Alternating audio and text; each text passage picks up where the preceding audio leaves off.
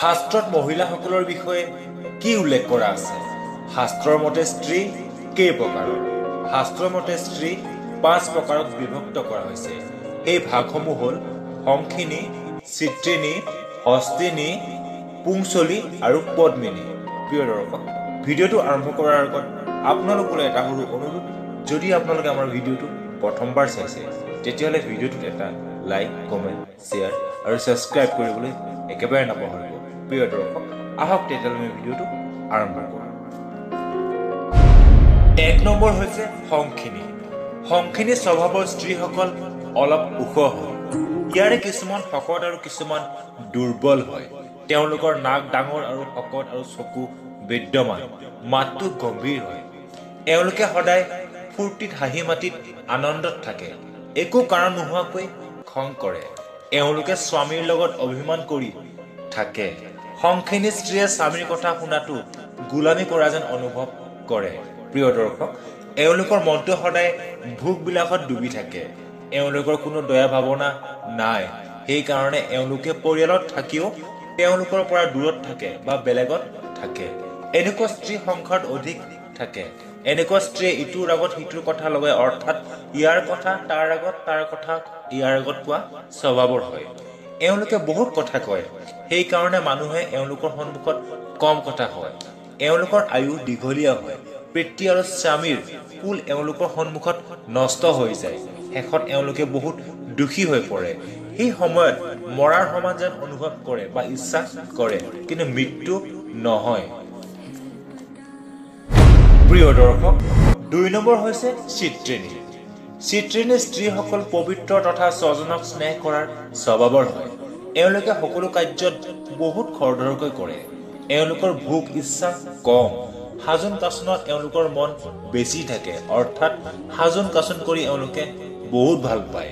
এওঁলোকে অধিক কষ্টকৰ কাম কৰিব নোৱাৰে, কিন্তু এওঁলোক বুদ্ধিমান আৰু দূৰদৰ্শী হয়। গান, নৃত্য আৰু চিত্ৰকলা এওঁলোকৰ বিশেষকৈ প্ৰিয়। এওঁলোক তীৰ্থ, ব্ৰত আৰু সাধুসকলৰ সেৱা কৰা স্বভাৱৰ হয়। চিত্ৰিণী স্ত্ৰীসকল দেখাত বহুত সুন্দৰ হয়।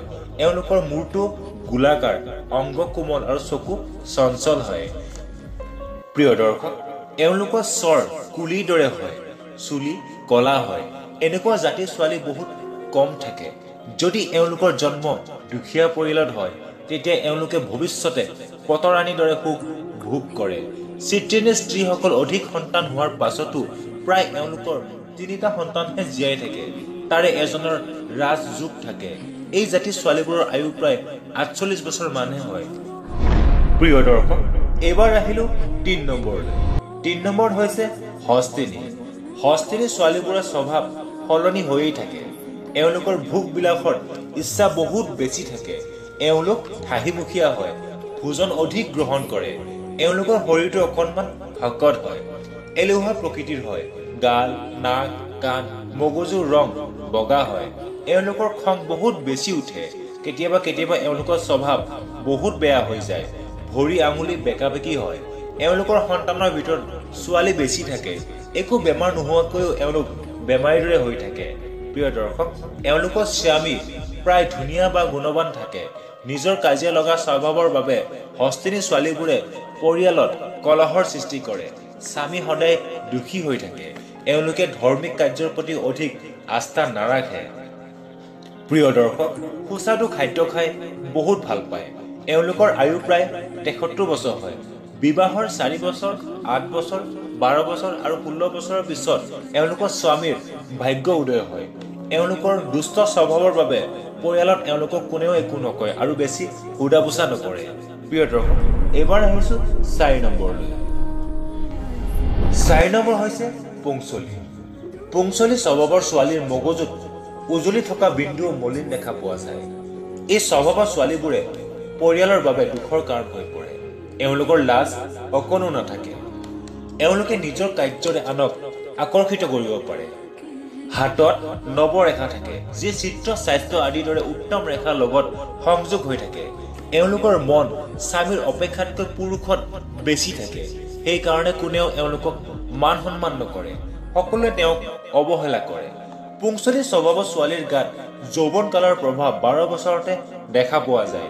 চকু ডাঙৰ আৰু হাত ভৰি সৰু হয় এওঁলোকৰ স্বৰ তীক্ষ্ণ হয় যদি কাৰোবাৰ লগত সামান্য ৰূপে কথা পাতে তেতিয়া এনেকুৱা লাগে যেন এওঁ কাজিয়া কৰিছে এওঁলোকৰ ভাগ্য আৰু পুণ্য ৰেখা ছিন্ন বিচ্ছিন্ন হৈ থাকে হাতত দুডাল শংখ ৰেখা আৰু নাকত তিল থাকে প্ৰিয় দৰ্শক এবাৰ আহিছো 5 নম্বৰ হৈছে পদ্মিনী সকলোতকৈ উত্তম স্বভাৱৰ স্ত্ৰীসকলৰ মাজত পদ্মিনী হৈছে সকলোতকৈ আগত সামুদ্ৰিক শাস্ত্ৰ অনুসৰি পদ্মিনী স্ত্ৰীসকল শান্তশিষ্ট ধৰ্মত বিশ্বাস কৰা আৰু মাক দেউতাকক সেৱা কৰা বিধৰ হয় তেওঁলোক অতি ধুনীয়া হয় পদ্মিনী স্ত্ৰীসকলৰ গাৰ পৰা ফুলৰ গোন্ধ আহি থাকে এওঁলোক ওখ আৰু পাতল চুলিৰ হয় মাত মিঠা হয় প্ৰথম চাৱনিতে সকলোকে আকৰ্ষণ কৰিব পাৰে এওঁলোকৰ চকু সামান্যভাৱে অলপ ডাঙৰ হয় নিজৰ স্বামীৰ ফালে সমৰ্পিত হয় নাক কাণ হাতৰ আঙুলি সৰু হয় এওঁলোকৰ ডিঙি শংখৰ সমান হয়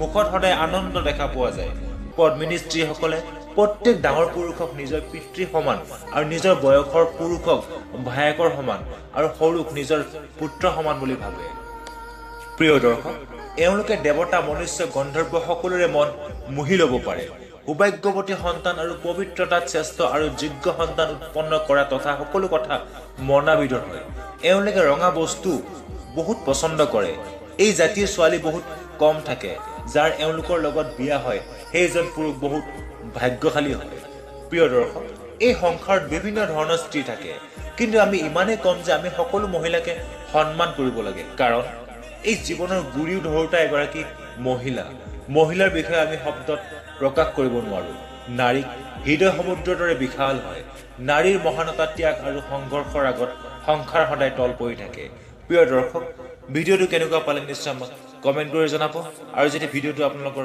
অকণমান হ'লেও ভাল লাগিছে তেতিয়াহ'লে ভিডিঅ'টো এটা লাইক কমেণ্ট শ্বেয়াৰ আৰু ছাবস্ক্ৰাইব কৰিবলৈ একেবাৰে নাপাহৰিব প্ৰিয় দৰ্শক আজিলৈ বিদায় দিয়ক জয় শ্ৰীকৃষ্ণ জয় শ্ৰীৰাম